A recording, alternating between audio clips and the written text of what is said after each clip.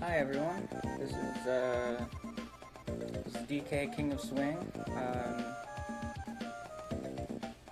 As there weren't any donations for the bid war for character, I'm going to leave it up to chat. So the first person to tell me which character to play as, DK or Diddy, I'll play as that character.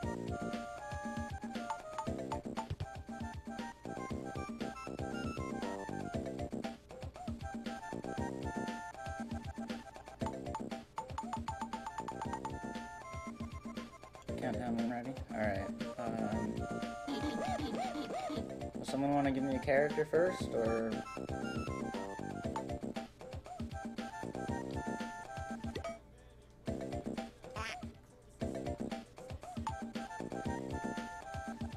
Diddy. I see a lot of Diddies. We're going with Diddy. Okay. Alright, ready on the countdown then? 3, 2, 1, go. So,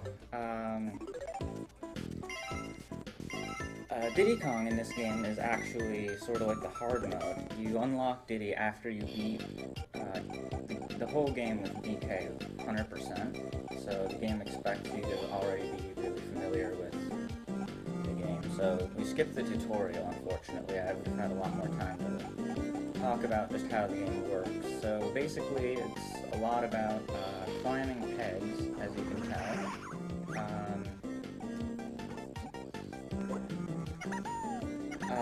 So with Diddy, one of the reasons Diddy is sort of like a hard mode is there are not a lot of bananas. The only way you can get bananas with Diddy is by killing enemies or breaking barrels. And bananas do two things for you in this game. So one of them is, at any point that you have 10 or more, you can hit B and use 10 of them to heal off one of your hearts. There's no other way to gain hearts back. You, even when you, like, beat bosses, you'd expect that would be when you'd gain your health back after that, but no, the only way to gain health back is by using bananas. And another use for bananas in this game is a technique that we call banana boost. If you use 20 of them at once, you enter a powered up state where you go faster, jump higher, and you're invincible. You can't take damage, you kill enemies just by touching them.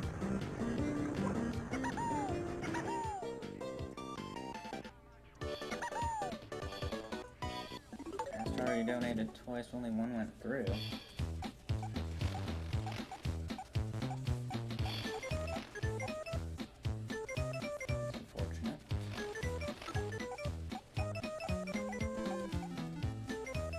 Yeah, so as I was saying about the bananas, because there's so few with Diddy, you really don't, in the speedrun there's really no good opportunity to use the banana boosts, so we won't be seeing any of that in this run.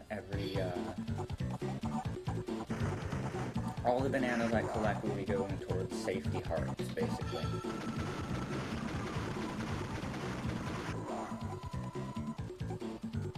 So here's our first boss, is Kazuma. Basically just charge up an attack and hit him, and he jumps at you a few times.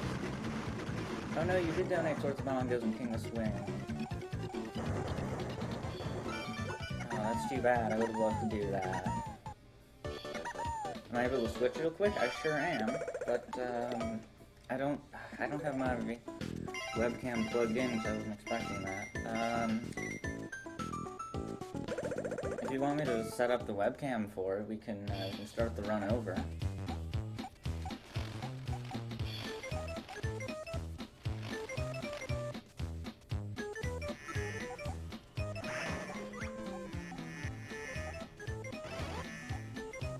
So right there we saw as I got up to 10 bananas, I decided to use them right away and to heal.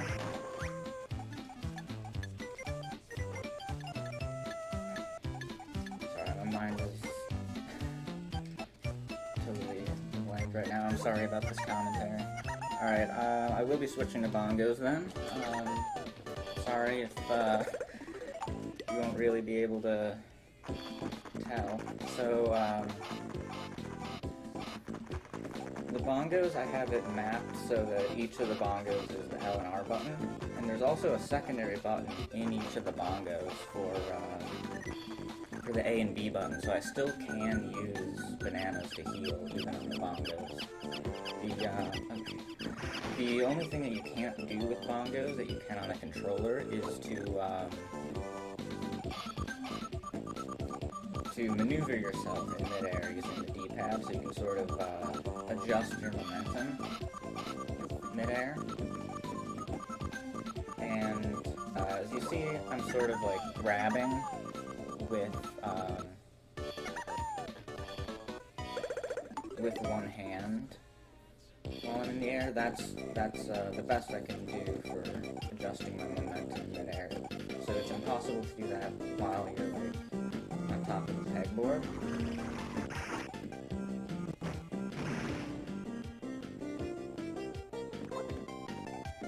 So this here is probably the most notorious level in the game, the tornado level. So there's a constant wind blowing to the left or the right, and if you fall off the side of the screen, you lose a lot of time because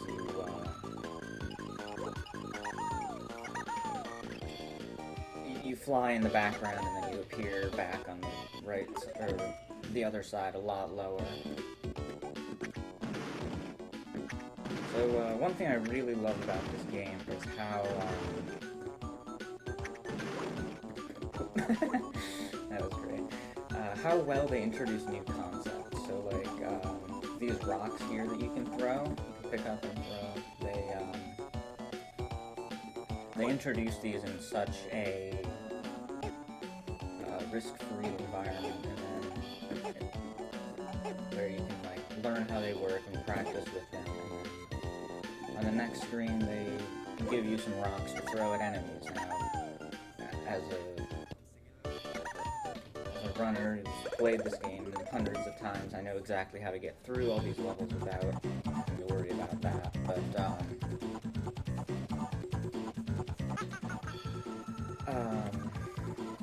yeah, so now right after they've introduced those rocks, now we have a boss fight with them. So I can pick up and throw these rocks at the boss. Now unfortunately with this boss, he throws 6 rocks at a time and he has 7 health. So the only way to kill him in one cycle is actually by using a banana boost. The rocks don't break immediately, so if you get a really precise throw with a banana boost, you can actually get a double hit with a single rock, and that would be the only way to kill this boss in one cycle. Unfortunately, I don't have enough bananas to go for the ones. Something is going on with my capture here. I'm sorry.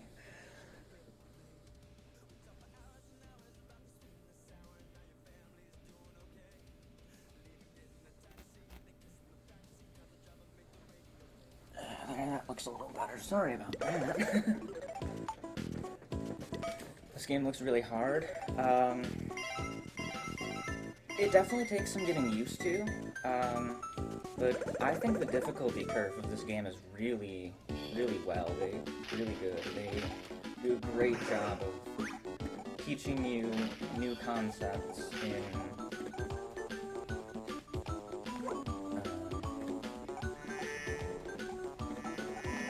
ways that you like. Like this next screen is another really good example of it. They have this spinning peg here, and you have to grab it with the proper hand. And they line you up so that if you jump immediately right at the beginning of the screen, that you grab it with the wrong hand and end up going really slow. So that shows you how to pay attention to which way you're spinning on the spinning pegs. And like, the whole game is like that.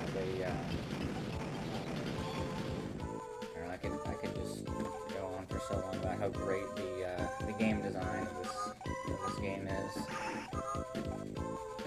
These ghosts are evil. They sort of try to home in on you, but if you're grabbing with both hands, they turn invisible, so you can sort of use that to kill them here. Now these pegs in this room are really cool. They actually don't, while it looks like there's pegs everywhere, they actually don't appear until you grab.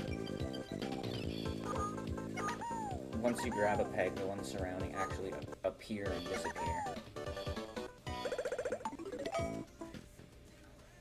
Kremlin Camp is probably one of my favorite levels. The second screen coming up is just filled with a lot of technical,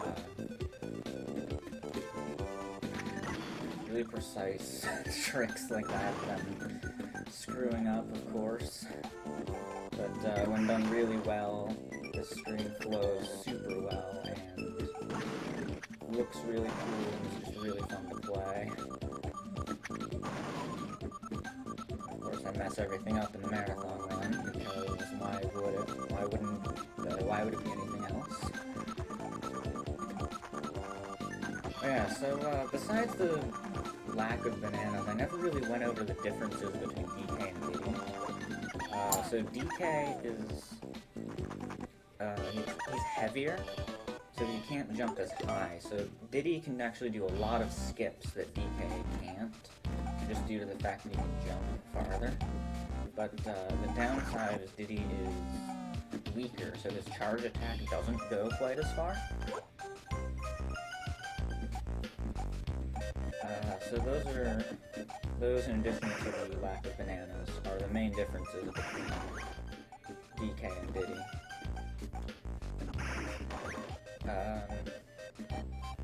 So these underwater levels here are... There's very few of them in the game, but they actually do change up the mechanics of the game in a way that's really interesting. So in addition to making it slower and heavier like you'd sort of expect from an underwater level, they also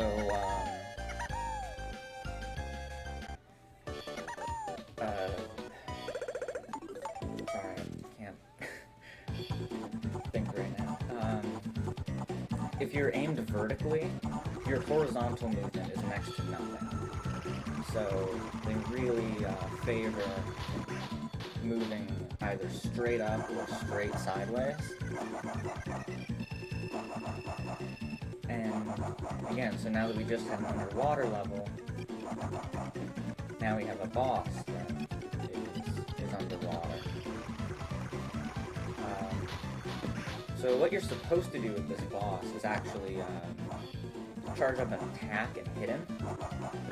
But if you get in just a perfect position and time it just right, you can actually grab his peg as he passes by. There's time for donation. Yeah, go ahead, go for it.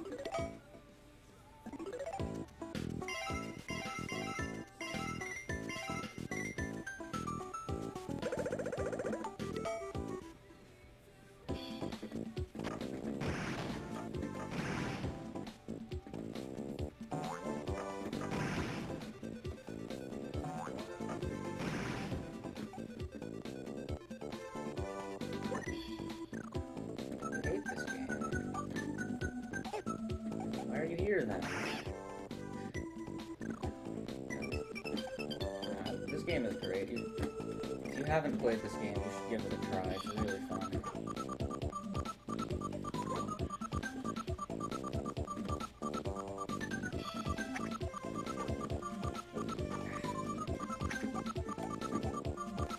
No!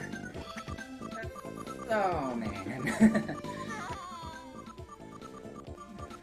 That's a big mistake there.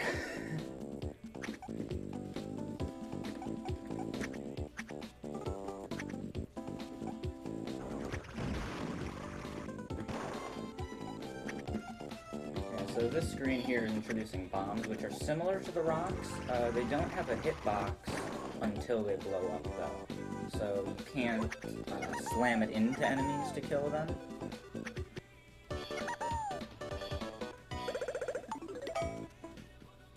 It actually just goes right through enemies. So here we have one of my favorite levels in the game. When I was first playing this game, I thought there's no way that they could actually figure out how to do ice physics on this game. It's just grabbing on the pegs. How do you do that?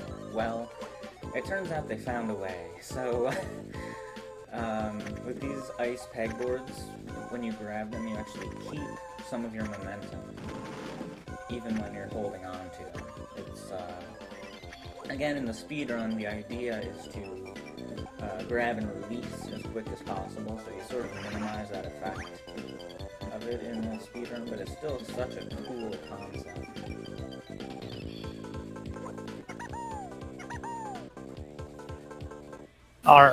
Alright, do you mind me reading some of the donations, PiePusher? Yeah, go for it. This is just another underwater level. There's nothing too much to talk about this level specifically. So I cannot really hear you since you're muted on Discord, but I'll take that as a yes.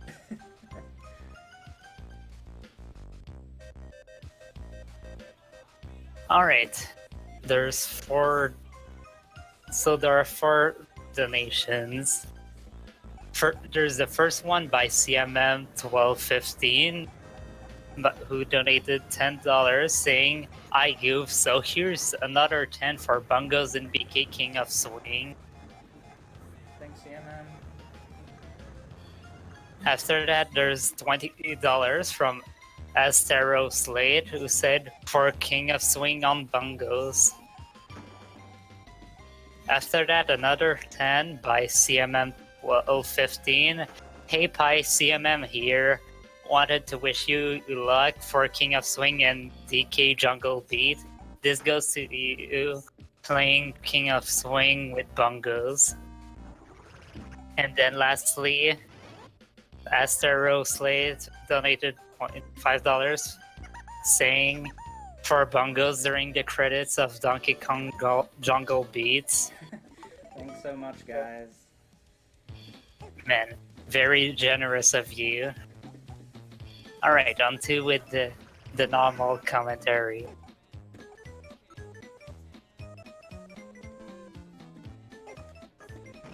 Alright, thanks so much, guys. I really appreciate it.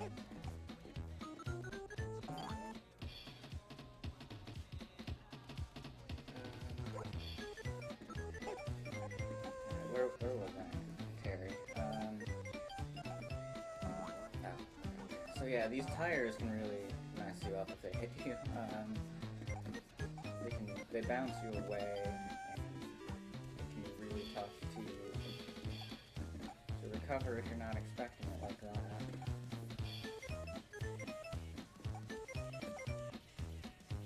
And of those dollars goes to my choice. What other incentives do we have coming up soon?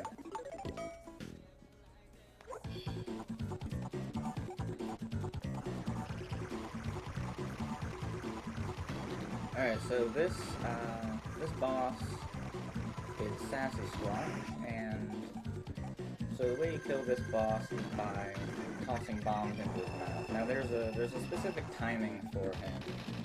He always pops up after a certain amount of time after you reach the top of where you can go. So I have a method that usually works out pretty well for timing when you can grab that peg at the top and aiming the bomb into his mouth. But nobody's perfect, obviously, so sometimes I just mess up the timing.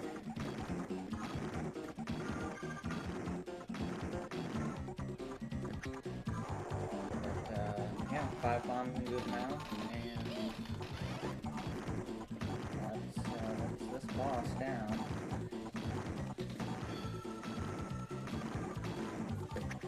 4 out of 5, perfect. I will take that.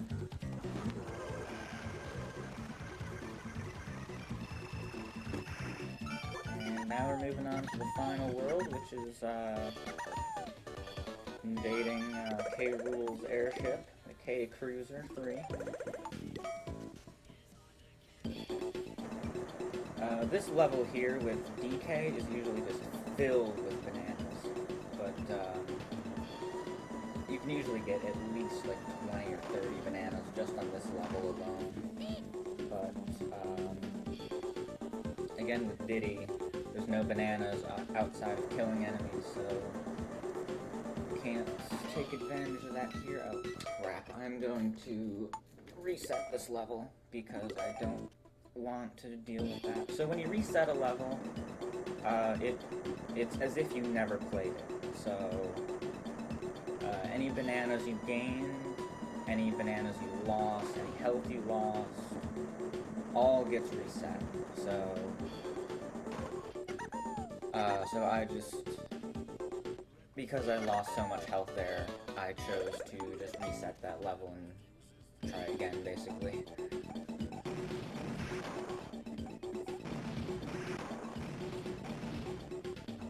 Yeah, so this last world doesn't have too much in terms of new mechanics. It's just, you know, you really take everything you've learned throughout the game.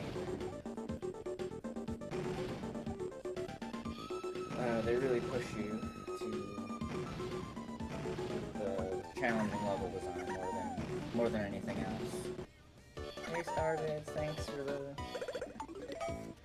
good luck.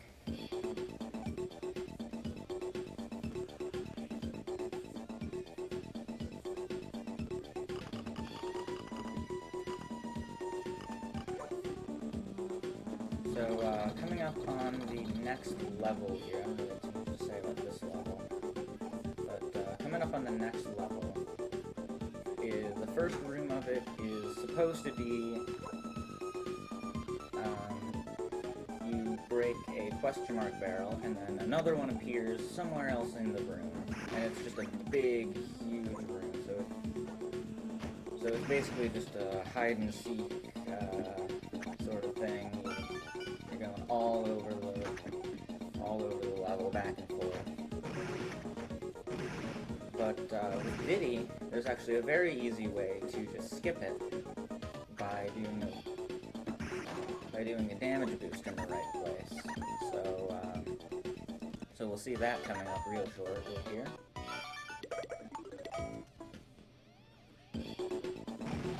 I do have to break these first few question mark barrels, because this one right here opens up this pegboard, which allows me to get to the top. Now, instead of breaking the rest of them, I just damage boost on that spike, and I meant to heal instead of use that banana boost. That is really unfortunate. But anyway, that skips like 70% of that screen. Ooh. Yeah, this screen here is like your final challenge before the last boss. So, time is actually coming up pretty shortly, probably about another minute or so. So the final boss is, there's two phases to the final boss. The first is a race, and the second is an attack battle.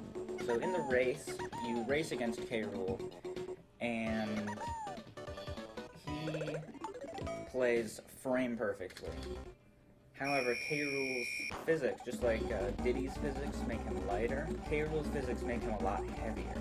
So K. Rool playing frame perfectly is significantly slower than even me just regularly playing with Diddy, as you can see. Now, the second phase of the fight is an attack battle. If we both are in our charge attack, we just clash. If I hit him, he takes damage, and vice versa. Time is coming up in just a couple seconds here when K. Rool hits the ground, and time.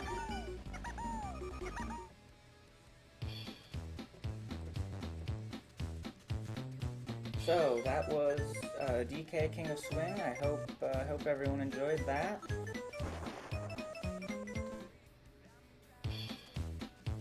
And we'll be getting set up for Jungle Beat shortly.